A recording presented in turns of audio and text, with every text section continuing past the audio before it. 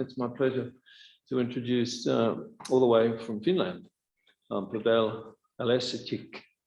And that's what, 6 out of 10 for a pronunciation effort? Yeah, plus minus 1. Plus or minus 1. I've been practicing. It didn't go well. Never mind.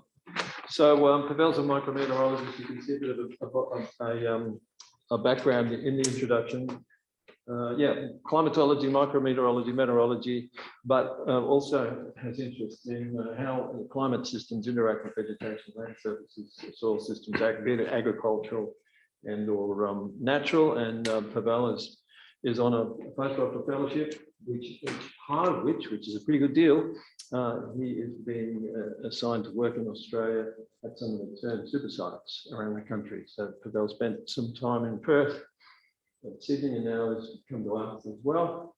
And you'll see the sort of work he's been doing. You've probably heard some talks I've given over once or twice using this eddy-covariance, this mystical eddy-covariance methodology to examine exchanges of mass and energy.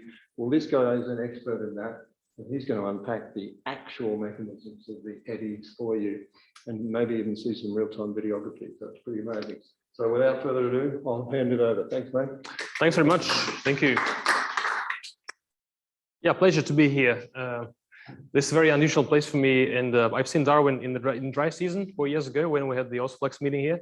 Now this is my first time in the wet season. It's an absolute shock. So I had no idea that it was going to be even harder, like in terms of like how it kind of oppresses the northern person, like such as myself.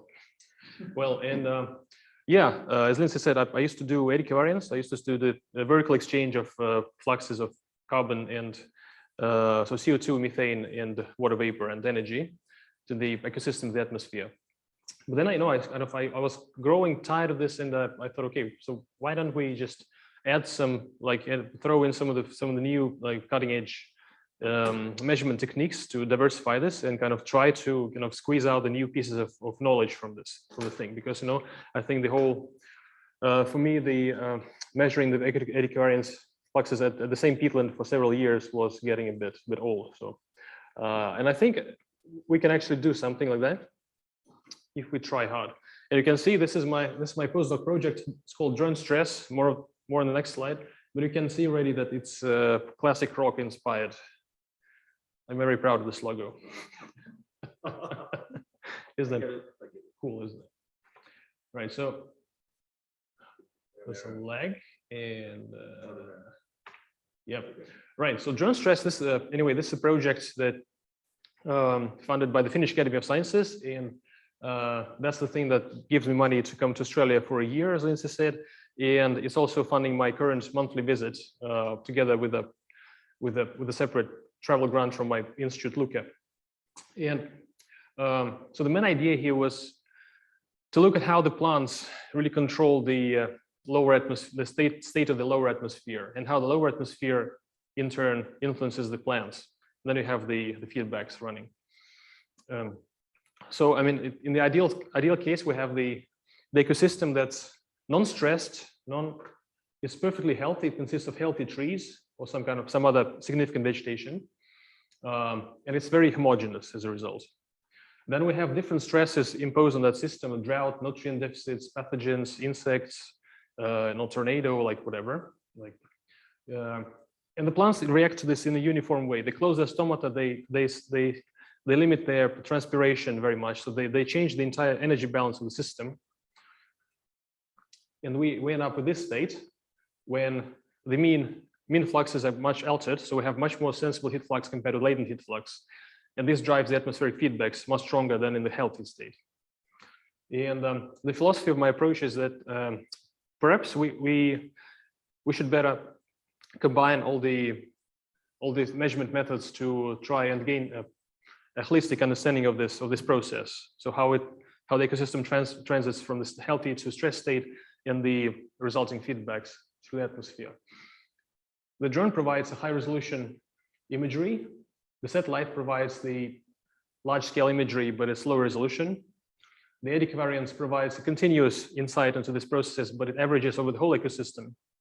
Whereas we can have tree sensors which provide detailed single tree information about its health and physiology, but it's only one tree. So, and very few sites have more than 10, 20 such sensors installed. Oops. Then if we like seriously zoom in, so we have a leaf, and the leaf is just an object. It's just part of a tree, and tree consists of many leaves. That's kind of as strange as it sounds. And as any object, it has a basic energy balance. So there's a surface which receives radiation, shortwave, long wave. Part of it is reflected, and the radiation which is absorbed is used to change the heat storage inside the object, and part of it is emitted back as turbulent heat fluxes, sensible and latent heat. All right, so some people weren't happy with this. They were too anxious, they couldn't sleep at night, and they made this god-awful thing here. So this is the full solution of the leaf energy balance.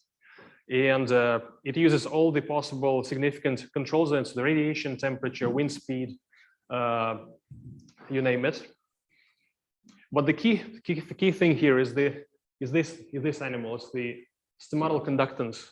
So it shows how kind of the degree of the opening of the tiny little holes on the leaf through which the gas exchange occurs. And the leaf, by applying this control and using a different degree of control in different atmospheric conditions, it's the controller of our climate, really. There's an important connection to leaf temperature. And leaf temperature is going to be the thing that you'll see a lot in this talk. So basically on each slide was. And the connection between the leaf temperature and stomatal conductance is of very high importance, and I think it's really underappreciated even to this day. So in terms of atmospheric feedbacks, again, we have the two extreme cases. Just to make my point clearer, is that an ecosystem which consists of healthy trees does not develop a high boundary layer above it, because the boundary layer is mainly driven by sensible heat flux. So the flux of the hot air rising with the turbulent thermal flows upwards from the surface. And in the morning, it starts with healthy trees, which produce a certain amount of sensible heat flux. Then we have the boundary layer growth, and by early afternoon, some trees start feeling the hotter and dry air. Of course, as the day develops, you know how it feels on a normal day. And then the development of the boundary layer stops at a quite modest height. So this is how much air mixed by turbulence we have on a daily basis. Whereas in the dry, hot, and stressed state, say this Australian heat wave, for instance, we have a certain number of trees which feel an amount of stress, a certain degree of stress from very morning. They drive very rapid development of the boundary layer, and the same trees receiving the hot and dry air later in the afternoon become stressed themselves. So this is the positive feedback. And as they become stressed, they expose the stomata, and the energy balance switches towards emitting more sensible heat flux than latent heat flux. And so they pump even more heat into the atmosphere, developing the boundary layer further. And so this is the positive drying, warming feedback that happens. And by the late afternoon, that's the moisture of dryness enhanced case, that heat wave that a lot of Australia suffers from, I believe, quite often. And then you have an increased chance of forming convective cloudiness in these conditions. So we have seven case studies. Some of them are a bit more kind of ad hoc application and something quite experimental. The other things have been brought all the way to publication, but we'll see. These are the things I've been playing with using the thermal cameras. The first case is getting the individual tree health from UAV data. And the motivation here is that a lot of Northern Europe uses forestry as one of the primary sources of income. And in forestry, you have the important choice. So when you use the modern and fancy continuous cover forestry approach, the idea is to harvest half of the trees in your stand. So you have a complete control over which trees you cut, because the trees which you don't cut, they will stay there for decades and they will define the local and regional climate of that place. So therefore, by choosing the right tree, so by harvesting the unhealthy and less resilient trees, you are investing into the future climate, even though you might lose some of your immediate profit, because you don't harvest as much wood as you could potentially. And you know, right now the harvesting happens in the completely opposite, with a completely opposite strategy.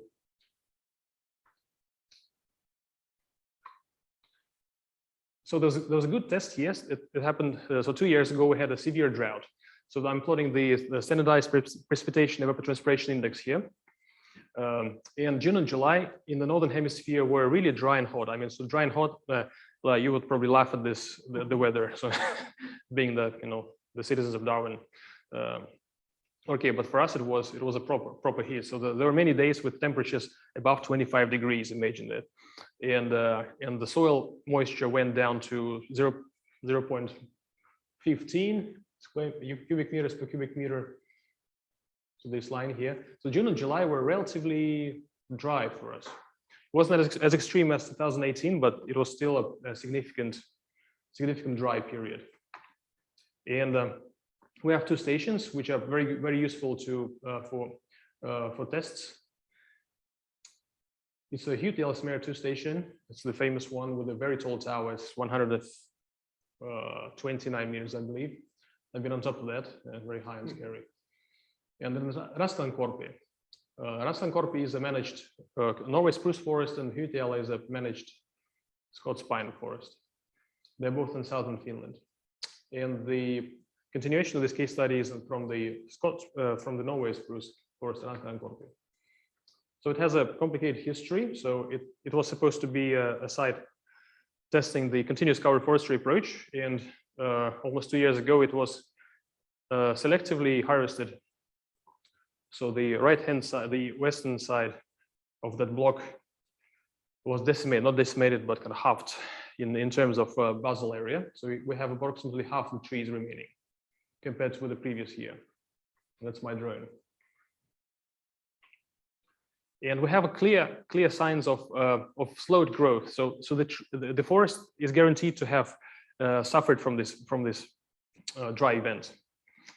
Because if we plot GPP, water use efficiency, and light use efficiency, so all of these kind of quite widely used indicators of ecosystem carbon sink efficiency and its efficiency, or the use of resources, they all fall down with the very dry and hot air. So this is here characterized by vapor pressure deficit, and you see these are the values sloping down at VPD exceeding 1 kilopascal. So I mean, 1 kilopascal is again is laughable in Australia because I think it goes up to 10. More. Yeah, they told me like kind of like 10 in Sydney. Yeah. Yeah, in Perth, yeah, way dry as well.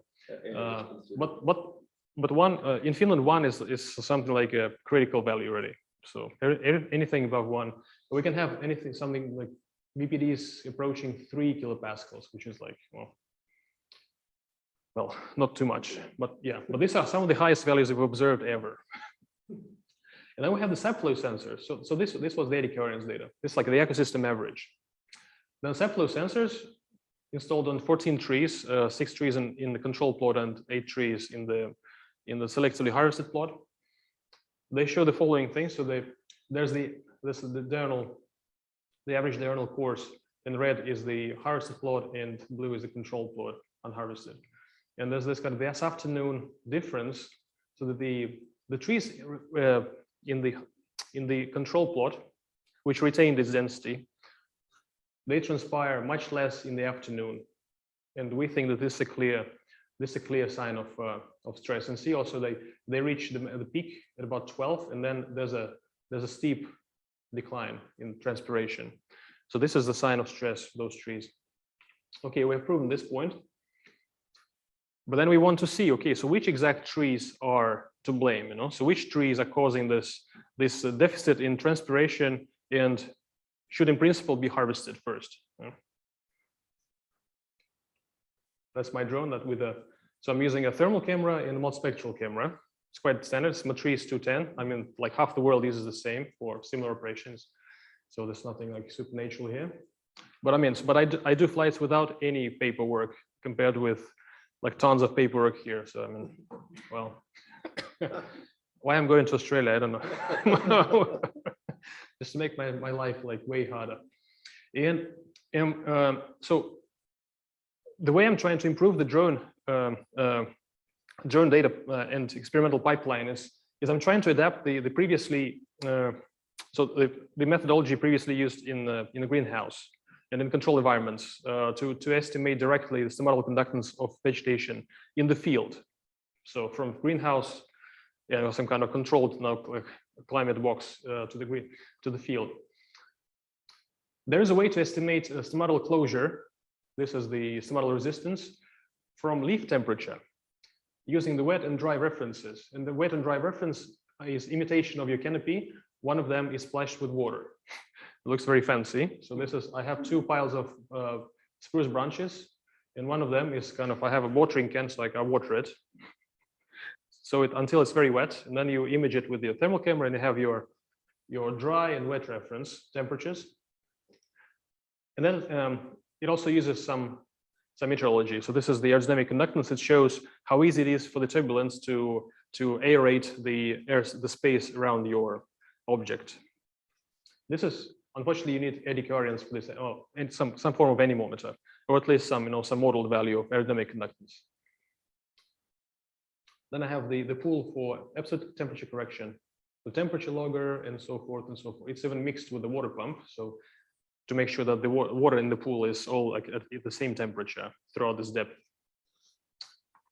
All right, then we fly the drone, we measure the temperatures, and I'm skipping over a lot of drone methodology here, just taking you straight to the results. So this here is the 12 hectares of this plot before harvest and after harvest. And this is also in the non-stress conditions, and the other one was in the heat wave on one of the hottest days in recorded history. And these are about 11,000 trees plotted, and about 7,000 after the harvest. These are the surface temperatures of each tree. So each dot here is the mean temperature of the tree canopy. So this is, this is quite processed original drone orthomosaic. And applying the equation I showed you in the previous picture, we arrive at the stomatal resistances. So they were low in the non-stress conditions and very high in the stress conditions, and also they were concentrated in the harvested plot. So in the harvested plot, the trees were much warmer than you expect, and they were much warmer than the trees in the control plot. And the distribution here, so this is the distribution of stomatal resistance plotted in the blue for the control, so for non-stress day, and then in red for the stress day.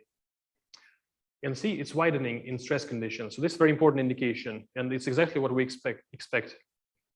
Because as you impose stress on the system, some trees are resilient and they don't act as much. So they might even retain their initial transpiration rate. Whereas the trees which are non-resilient, sick, or maybe they just grow in a bad spot. So those trees will react much more. They close their stomata, and their stomatal resistance goes to infinity, well, to very high values anyway. And so that's how you arrive at this broad distribution. So this is the first time this is seen in this context. So on a tree by tree basis. Right. Then I also measured NDVI with the multispectral camera. This is in the top picture, and this is the stomatal resistance you saw in the previous picture. And they don't coincide one-to-one. So the trees with the low NDVI are not exactly the trees, not always the trees with high stomatal resistance. So there's some difference in the functioning that causes one or the other stress indicator to be high, or to indicate. So this, this deserves a lot of future work. So we better get to it. And you can apply this directly in forestry because well, many previous studies assume that trees with a high NDVI or with low NDVI are stressed, which is fairly true. It's proven based on like a lot of evidence. And on the other hand, the trees with the highest small resistance are also definitely non-resilient, and they deserve to be cut before the others. And therefore, you can just if you have a target 50% harvest rate, you just divide the whole area into 25 meter squares, and you select the 50% of the trees that have low NDVI and high small resistance. And bingo, you have removed the pink trees and have the black trees left. And this forest is going to be much better for the future climate than the way they do it nowadays. So nowadays the harvester comes, and he or she just takes the trees which look the best, because that's how they get the shortest workday and fill their quota. Well, that's the unfortunate reality. And so in Australia, so I've been touring Australia for the last month, really, more than a month, really. And that's also something I'm going to do next year when I come for London. We have the different, very interesting extremes. We have the ecosystems which behave completely different in relation to their regional and local microclimate and micrometeorology. So we have the Perth, Sydney, and Darwin. And I could summarize these ecosystems as Perth being highly coupled, meaning that the vegetation is very sparse, but it has a high stomatal control of transpiration.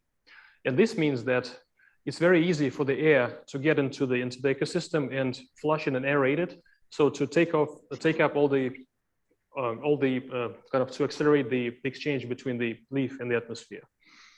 But it's up to the leaf with this very high stomatal control to decide, okay, how much it wants to transpire water. And if it doesn't want to transpire water, it will close it. Then the Sydney, I would say, it has the intermediate values of coupling, so that the trees are bigger and the vegetation is a bit more dense overall, and the mean weather is kind of less hot, so there's perhaps less wind penetrating the canopy because it's more dense. And then the Darwin, in wet season especially, well, such as this picture from now, it has low coupling, meaning that low wind speed and high canopy density, especially the undergrowth, they result into the situation when the turbulent eddies cannot penetrate the vegetation very well. And vegetation itself experiences very high humidity levels in the air, so it's a zero stress state for this ecosystem, really. And then in this case, the evapotranspiration reaches some kind of equilibrium level, which is only defined by the atmospheric conditions in the layer adjacent to this vegetation. So very different cases, and as a result, the planetary boundary layer is going to be very high in Perth, kind of average in Sydney, and quite low in Darwin, I think.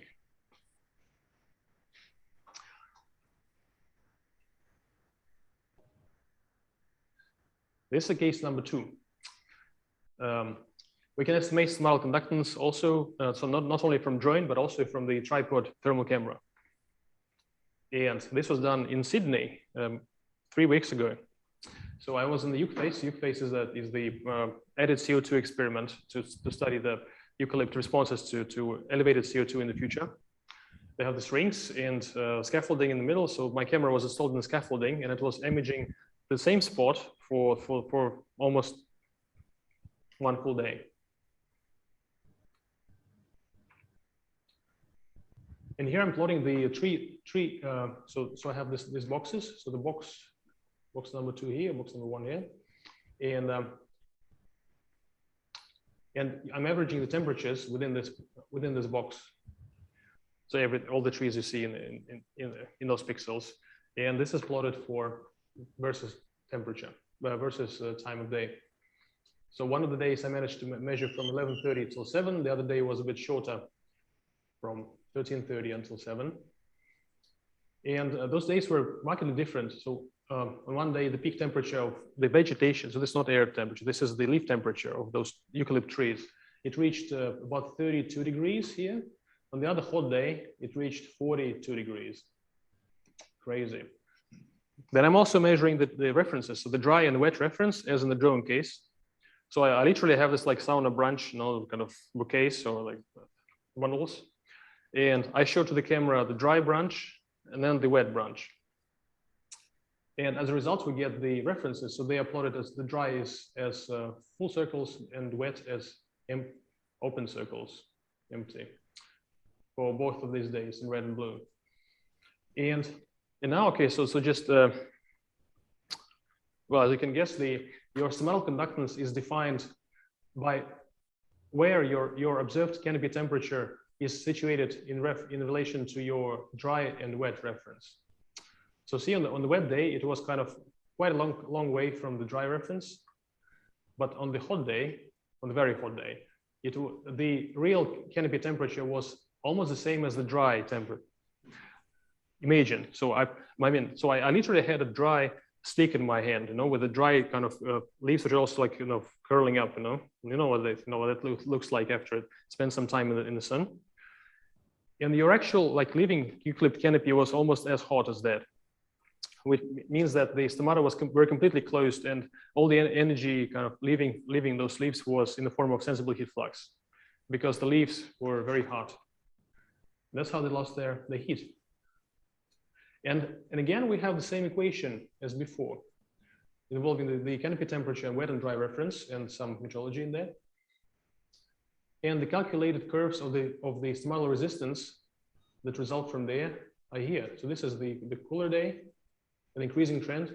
This is the hot day. So there was a bit different trend through the day, but a significantly higher values there. So that's the right-hand side, y-axis. So I mean, so this is the first application of this technique in the field EVA as well, and I think it's working. I mean, so I need some improvements with some improvements with the design of the wet and dry reference to make them more repeatable and reproducible from one replicate to another.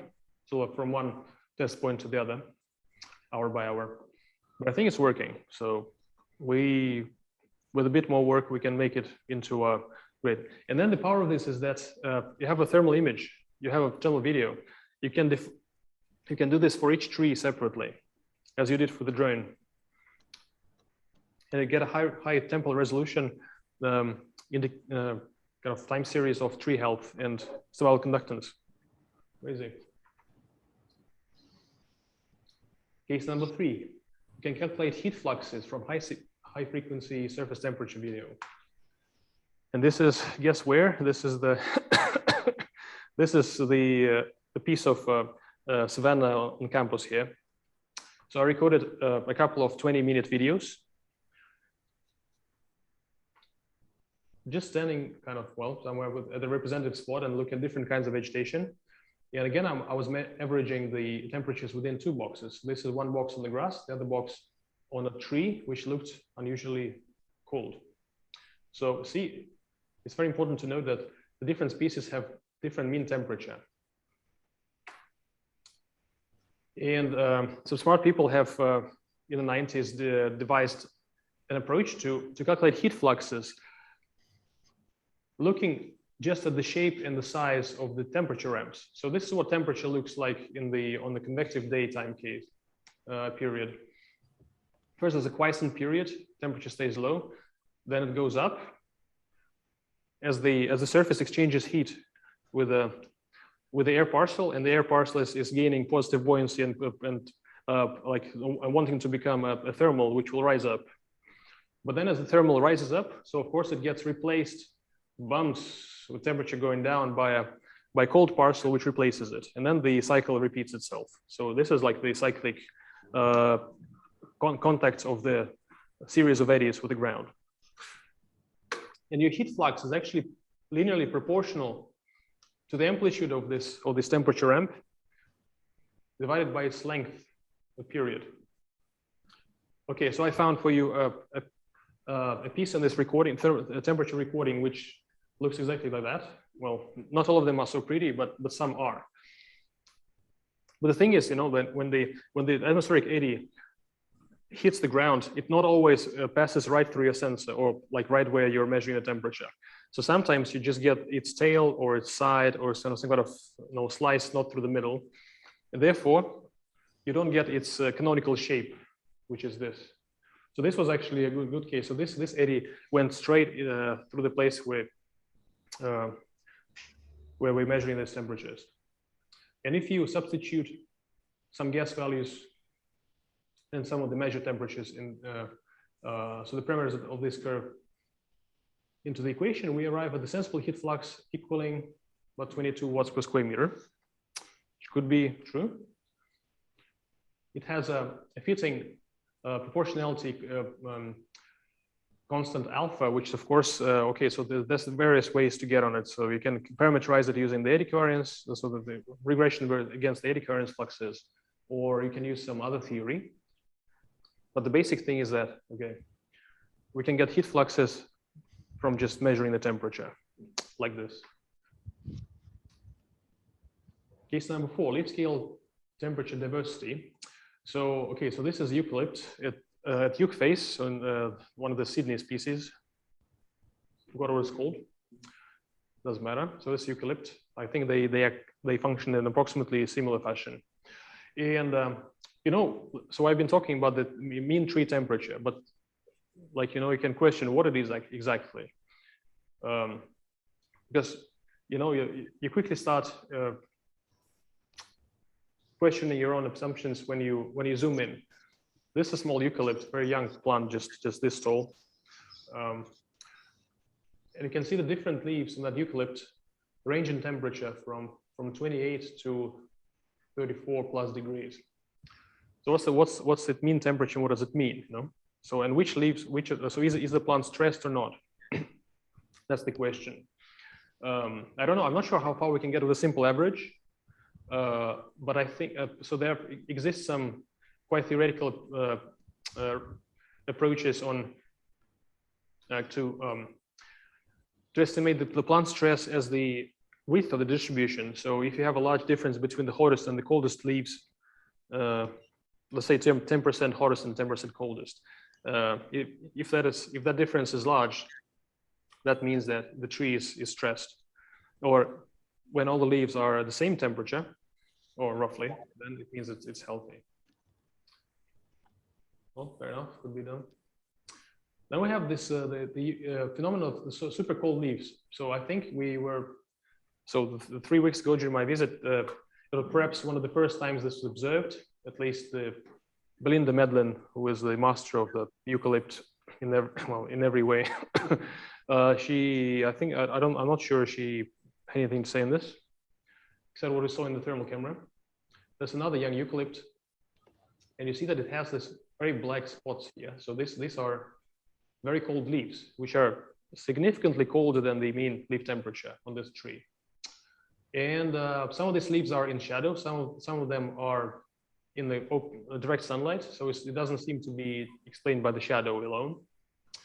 And well, we have a theory that this might be the young leaves that transpire like way above the mean leaf transpiration rate of a tree. But yeah, but this, yeah, we need to do more work on that.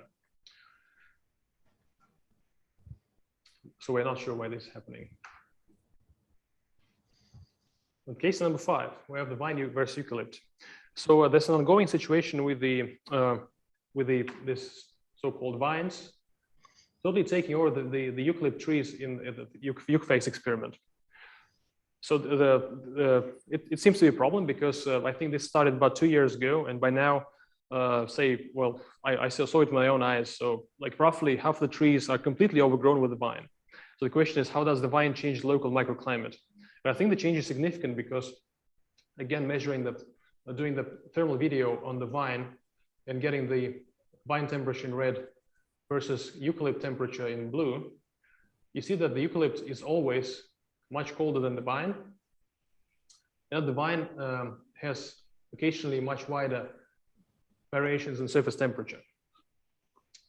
So, you know, so whatever is warmer results in the enhanced atmospheric feedbacks. So basically, if you if you contaminate with these vines a significant patch of forest, it gets much warmer on average than the vine-free forest, and it's not good for the trees, especially in the heat wave, because it enhances this positive drying and warming feedbacks.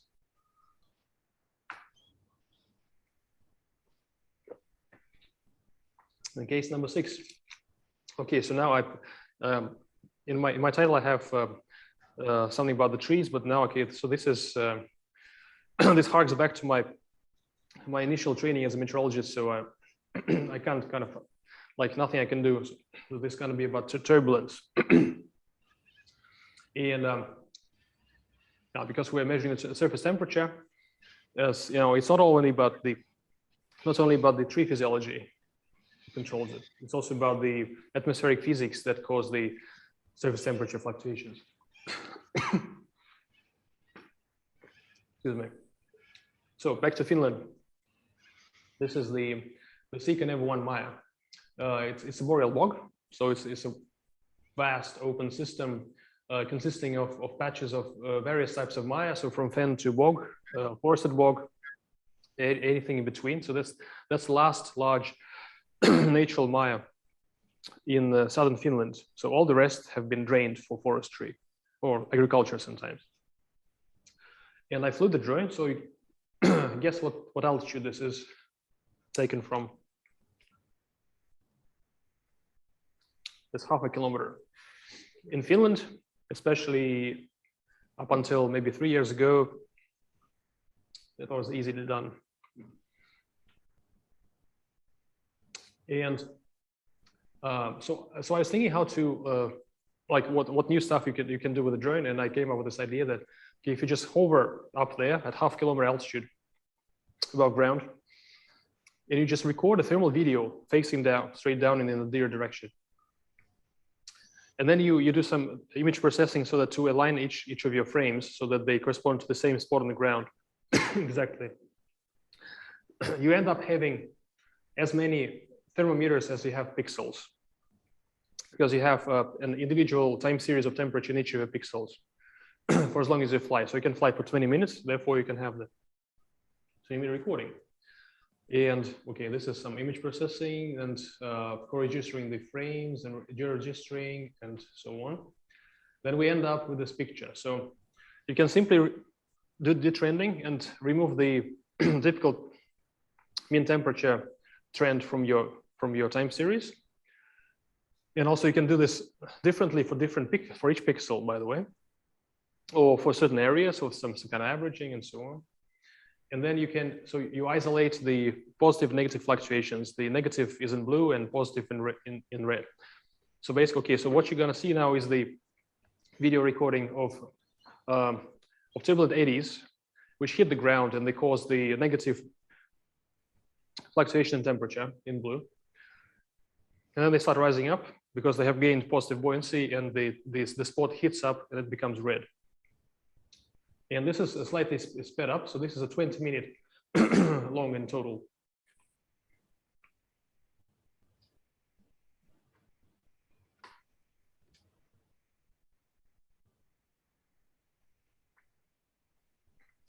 It's a summer day, about midday. So a strongly convective situation. This is what wind looks like. And the area you can see here is, so the size of this area is about 450 times 350 meters.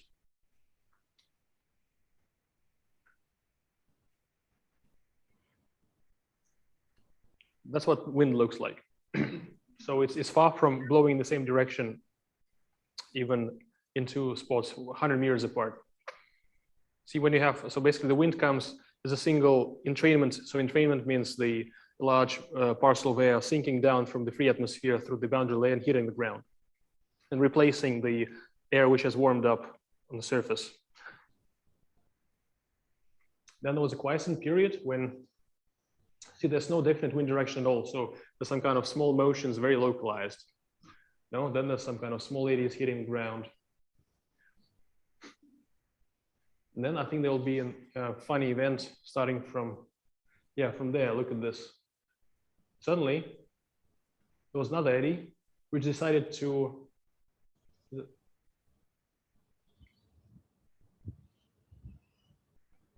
yeah, there was stuff coming from this direction. See, the wind direction changed suddenly.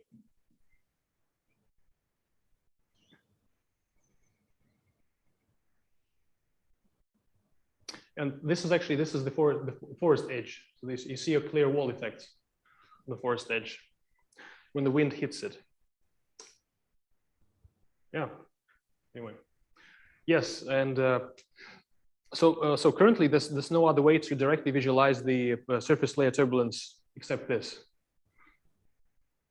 And if I could, I would go to, say, a 5-kilometer altitude and do the same from there, hovering on the same spot, do the same processing. Then you'll have a huge ass area kind of covered with the same kind of data. So you'll see even larger scale processes. A geostationary satellite can do this. I'm not sure if they're already doing this, but at the moment the resolution is going to be shit. So I mean, you will see some, you'll see some very large scale fronts and cyclones and stuff like that. But what we see here is this very small eddies starting from about 5 meters in size, and you can scale up to the typical large scale coherent structures. So coherent structures are the eddies which retain their shape and properties over, say, about 10 minutes of their typical lifetime. And of course, they dissipate and break up into smaller eddies. And those have the sizes of typically of 100 to 300 meters in length. It is on film for the first time ever. Then you can do some analysis. So you can apply that's your original temperature map with those sausages. So these are these are the wind gusts. So wind gust is not a wall. It's a long sausage. So the wind direction was actually from the south in this case. Then you apply wavelet transform. It highlights your sausages. Then you apply watershed transform. It isolates them as separate entities. Then you can study their statistical properties. So you can just look at the temperatures within the sausage and its orientation, its size, or mean temperature departure within it, so on. So this one was 254 meters long. This is the footprint of your cold eddy, which was at that point kind of sliding along the surface and making a cold. All right, and then you can do particle image velocimetry. So you can use the small eddies as a natural tracer, and this existing software, say this MATLAB software that I'm using, it's able to pick up the speed and direction of motion of those particles. Therefore, you arrive at the vector field of your near surface. So these are the wind vectors basically at each point in space. You see where the wind is going, what speed, in different atmospheric conditions.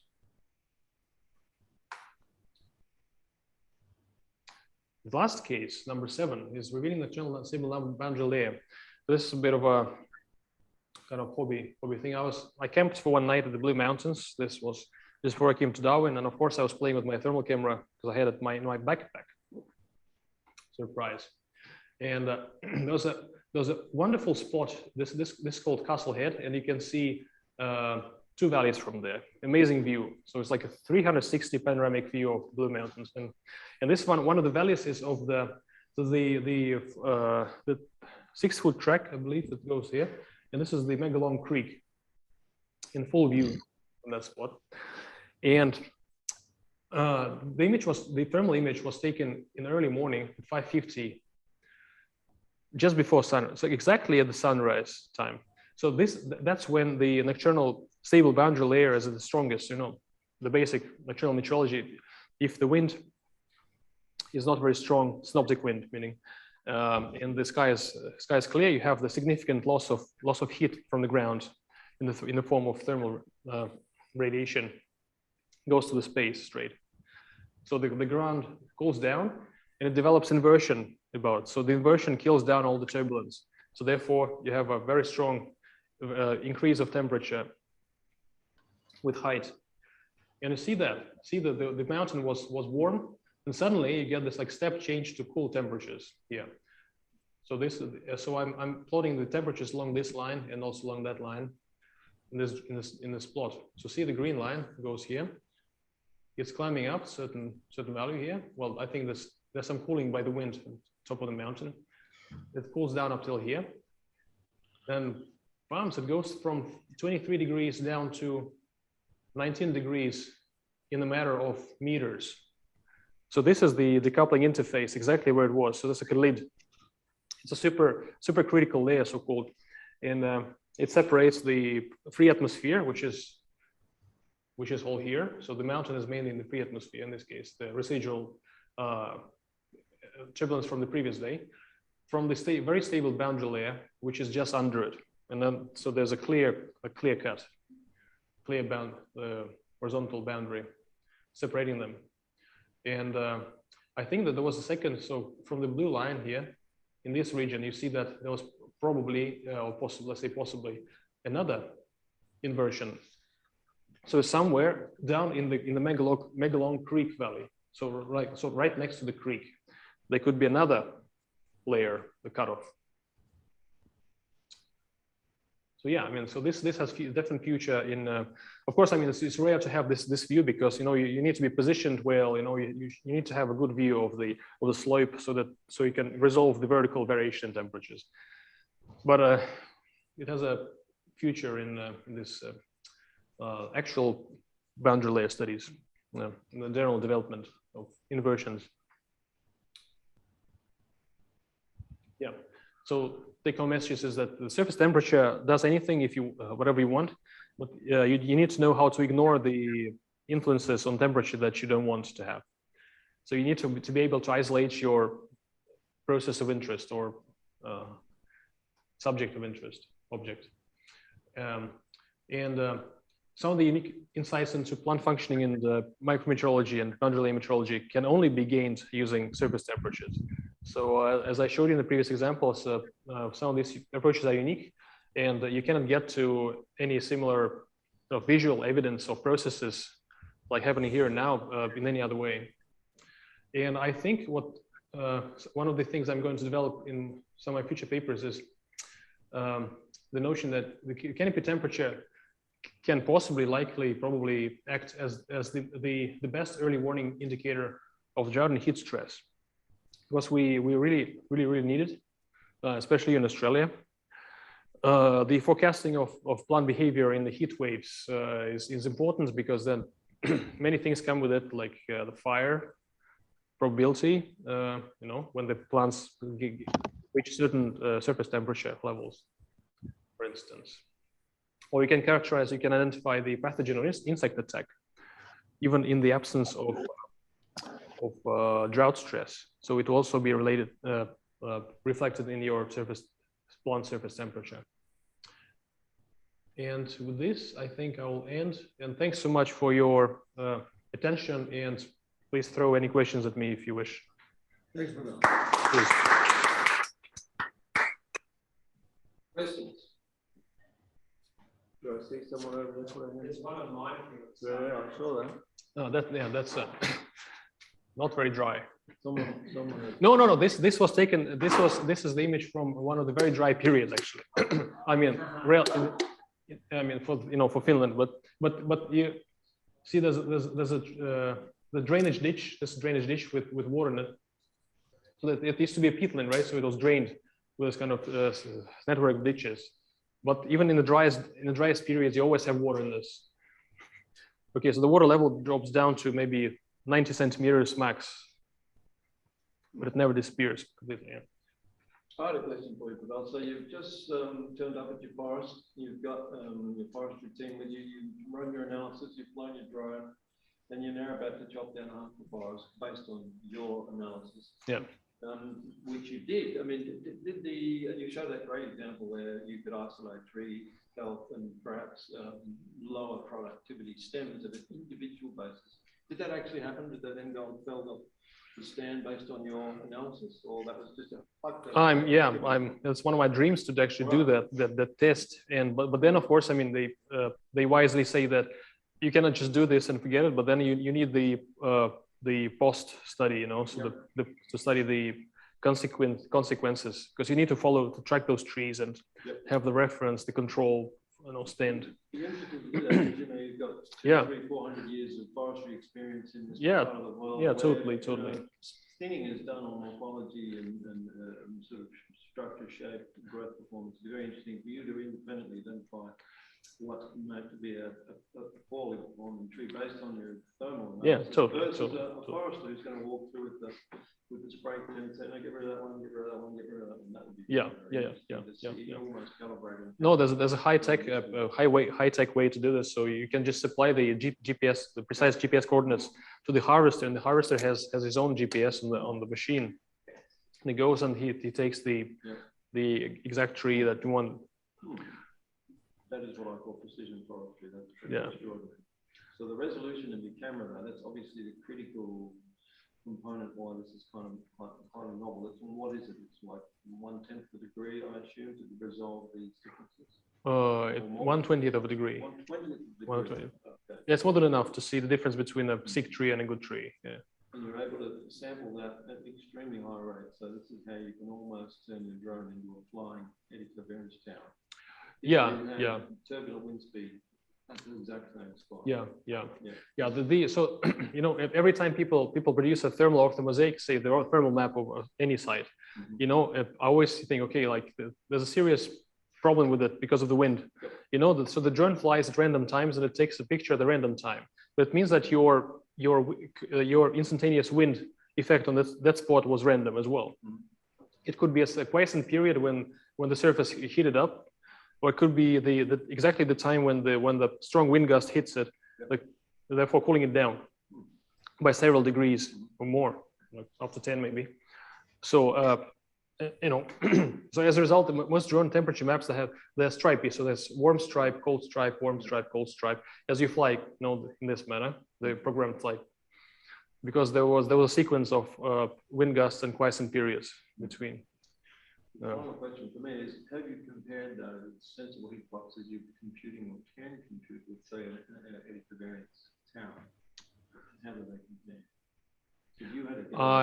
So the data set in that 80s emotion paper, which you saw, so the data set allows for that test in principle, but I didn't go that far because there was a lot of other work to be done. So, but yeah, that's something that should be done. Yeah. I was looking at your estimate. You popped out about 25 watts per meter squared sensible heat flux from a patch of grass in the wet season, which probably is actually pretty close. Yeah. That's enough for me. Anyone else have a question? Would it make sense to put one of those infrared cameras on the tower? Yes. So that's what we're doing this in like early summer. So just to come back to Finland, we're starting to do.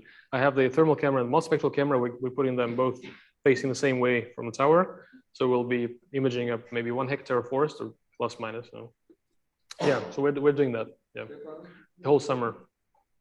Well, thanks for your presentation. Thank you. I've got some questions around your data capture and processing. So how do you calibrate your thermal camera? That's the first question. And then regarding processing, do you do any atmospheric correction? Because obviously in some instances you have quite a long distance between the camera and your target, so the atmosphere will and then obviously the camera only measures radiation. To convert that to temperature, you need to assume a certain emissivity of your target. How do you come up with emissivity? And at the same time, potentially the emissivity could be an explanation for the differences you see in some instances with some younger leaves. Yeah, so very valid questions. Thanks. So emissivity first, emissivity. Funny enough, people don't generally know the emissivity of such surfaces. Okay, you know the difference emissivity between, say, aluminum, concrete, and typical plant, but then when it comes to different plant species, simply no literature giving clear answer. But many, if not all, such studies assume the typical value of 97%, because the natural surfaces, including soil, plants, wood, dry and and live wood and all sorts of leaves, they all have pretty much the same emissivity. And you might be in error by 1 or 2%, depending on species, because perhaps they might have a slightly different leaf surfaces, that waxy, non-waxy, and so forth. But it's small difference anyway. And I mean, moreover, there's no good way to measure it precisely because your uncertainty is going to be on the same level as your potential difference. So we just assume 97%. Then camera processing, then atmospheric correction is applied by the software, this FLIR software that the company that has made all these cameras. And I think they do it in a simplified way just by knowing the distance, the atmospheric temperature, and the humidity, and they can compute simplified value for the fraction of the lost radiation on the path. So anyway, we only have 100 meters distance, so it's quite different to the satellite case when you have many thousand meters of the entire atmosphere with wide variations due to the weather conditions and so on, and the air mass properties. So it's done by the software. I've tested different values of input that, and if that results in a different temperature estimate just because of the atmospheric correction, and it's a very small, it's a 1 to 2/10, like 10% of a degree, so it's quite small with those distances we're talking about here.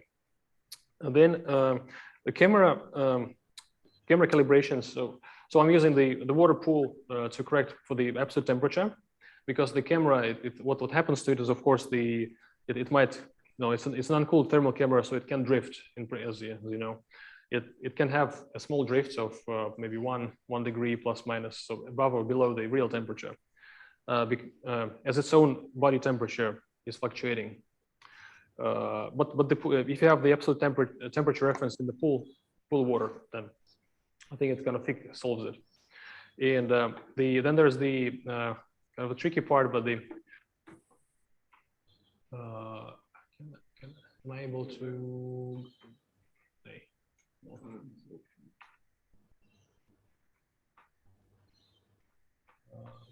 Yeah. Okay. So actually, I found that there's a working way to do the geometric calibration. So to warp the regional image so that you lose the geometric distortion in the camera, using the same approach as with the normal RGB camera, except I had an aluminum plate with paper pieces on it, the paper checkers, and I heated this up on the stove, literally, so that the whole thing was hot, but then the aluminum has low emissivity, and it looks cold, so it reflects the other room temperature, and the paper looks hot. And then the geometric calibration works. Then I have this vignetting removal algorithm, removes this kind of it's because of the lens. So the lens causes the temperature loss, it's not real, but it's not effect, which is very high, can be very high in the corners. And we're kind of correcting for it very well. Yeah. We might have a question online, or it's someone's going to go out. I noticed the chat's on 2. Very interesting. Here we go. Someone's asked a question. What does the individual tree approach may be applicable to high diverse contexts? Yeah, well, that's what you're going to do in Australia. You get that question? Yeah. Any observations or advice? Do you have any observations or advice? Observations or advice? Well, it's complicated. So of course, yeah. So that's one reason I'm working at the managed tree plantation, so the Scots pine or Norway spruce in Finland, because they are mainly kind of monospecific, so just one major species, and it kind of solves the problem. Yeah, I mean, I know that many natural ecosystems have highly diverse species composition, and it complicates things, of course. But I think we can basically work from the same. So that's the problem, that you cannot have as many dry and wet references as you have tree species. I mean, well, of course you can do. I mean, it's funny to try to shoot a branch of each tree species one after the other. Well, and then see where we get. And we're able to classify the species from multispectral imagery, I believe. because it looks different. It has different color, leaf color, and the the infrared and the red edge channels would be different as well, and all this multispectral indices would be different. So I think, yeah, I mean, so we can make this question a bit more kind of bit more focused, and I'd be able to say more. But yeah, I mean, I admit that the natural ecosystem case is complicated, and we should first try to make this work with a single species, and then go on to the complex. Thank you so much. Thank you. Outside.